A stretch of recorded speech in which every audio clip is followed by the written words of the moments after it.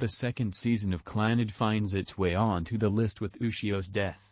Tomoya and Nagisa now have a daughter together named Ushio. When Ushio falls sick one winter, she becomes ill with a mystery disease. Tomoya gives up everything to take care of Ushio and takes her on a trip when she asks. Walking through the snowy road, Ushio's sickness takes over her. She collapses in the snow whispering her last words "I love you" to her father. Tomoya cries holding his lifeless daughter's body. The story of Dr. Stone is largely an optimistic one, but there are still a few heavy moments in it. The lead character is the scientific genius Senki Ishigami, and his adopted father Byakuya casts a long shadow over the story. Senku didn't think he'd miss Byakuya, but he was proven wrong when he found a primitive recording that Byakuya and the other ISS survivors left for him.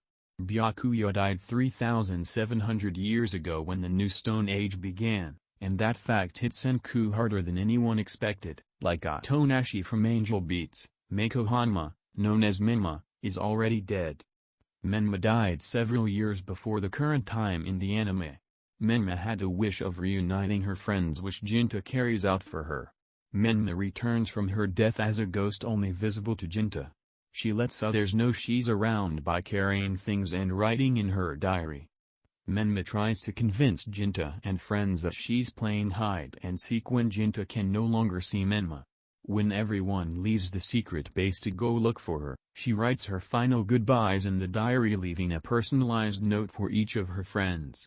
The note for Jinta says "I love you, this is Ichigo Kurasaki's mother, and she died before the main events of Bleach even started. She was once a Quincy, until she lost her powers and settled down with the Soul Reaper who saved her life, Isshin Shiba, now Kurosaki. Masaki was the most doting and caring mother any child could ask for, but she lost her life one rainy afternoon when the hollow known as Grand Fisher slew her right before Ichigo's eyes. Masaki had meant everything to young Ichigo, and now she was gone. Ichigo has hardly ever smiled since that day. We all knew it was going to happen, and it didn't make Hyla's death any easier. Plastic Memories follows Tsukasa, an 18-year-old in the Cyan Artificial Intelligence Corporation. The CIA creates Gifshias, which are androids that look like humans.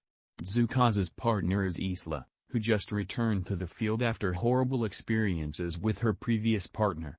At the end of episode 2, it is revealed that Isla only has 2,000 hours left to live.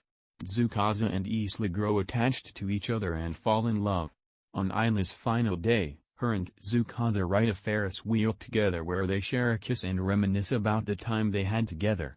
By the time the Ferris wheel ride reaches the bottom, Isla and Tsukasa have had their last memory together. There's a lot to say about the fire-wielding Whitebeard pirate known as Ace, but suffice it to say, he meant everything to a young monkey D. Luffy. They were foster brothers of sorts, and Luffy really looked up to him. Luffy swore that he would rescue Ace from execution, but he failed. Still, Ace was able to embrace his foster brother and, with tears in his eyes, say thank you for loving me. He was able to die in peace, though it took time for Luffy to process his grief, who said side characters can't have significant deaths. Naruto isn't a show you would expect to have heartbreaks, but the death of Itachi Uchiha ranks high on the list. Itachi had a very severe illness that was killing him already. His fight with younger brother Sasuke is what pushed him over the edge. Itachi wanted to save his home but had to do so by killing the ones he loved. Inherently, this made fans of the series hate Itachi. However, Itachi prevented a rebellion and possibly a war by doing so. Flashbacks of Itachi's time with Sasuke play during the fight between the two. Itachi collapses at his brother's feet knowing he did everything he could for his younger brother. Kaori is a musician that plays the violin. After hearing Kaosai play the piano, she knew she wanted him to play for her. Kaosai, with some convincing, accepts being Kaori's accompanist but starts to fall in love with her.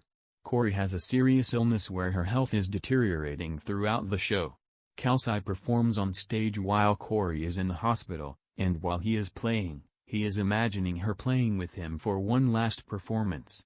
By the end of the song, Kaori fades away from the stage leaving Kaosai in tears. Kaori leaves a letter behind for Kaosai to read, finally confessing her feelings for him. Kyoko Honda was the doting mother of Toru Honda, and she is a prime contender for best mom in all of anime. Kyoko had a rough upbringing and once belonged to a girl gang, until she quit the delinquent life for good. She married her savior Katsuya, and had a daughter with him. But Katsuya died a few years after that, and Kyoko herself lost her life just before Toru started high school. It was a serious loss, but remarkably, Toru endured it with grace and maturity, and is making the most of her life despite losing her mother. Kyoko raised herself a wonderful daughter, that's for sure. If you can still see your screen from all the tears, you've made it to the saddest anime death of all time. Maes Hughes. Fullmetal Alchemist Brotherhood is back with the top spot on the list. Teaching us life lessons about being a good friend, husband, and father, Lieutenant Hughes is a character you just can't hate. Sadly, he is killed by envy when discovering father's plans. Lieutenant Hughes is shot in a phone booth and bleeds to death. His last words are to his daughter, apologizing and saying he loves her,